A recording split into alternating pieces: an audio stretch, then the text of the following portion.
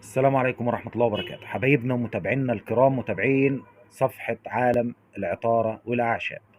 ناس كتير بتسأل وعايزة تعرف شو في حل للكحة الناشفة ولا التهاب الشعب الهوائية وللقصبات الهوائية وللجفاف اللي بيحصل في الصدر والحلق. يعني شغلات بنعاني منها كلنا أثناء فصل الشتاء وأثناء نزلات البرد والإنفلونزا. تابعوا معايا الفيديو للآخر، ما تنسوش تعملوا اشتراك في القناة وسبسكرايب، خلوا يوصلكم كل جديد إن شاء الله من الصفحة بإذن الله.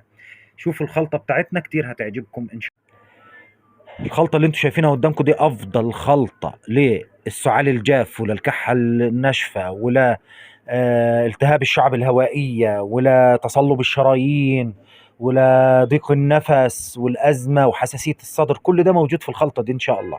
خلطتنا النهاردة مكونة من الآتي: بذر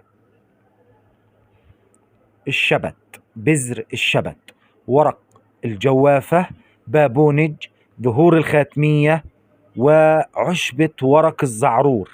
تاني أقول لكم عليهم: ورق الزعرور، الخاتمية، البابونج، ورق الجوافة، وبذور الشبت. أوكي، دي أحسن وصفة تقدروا تاخدوها.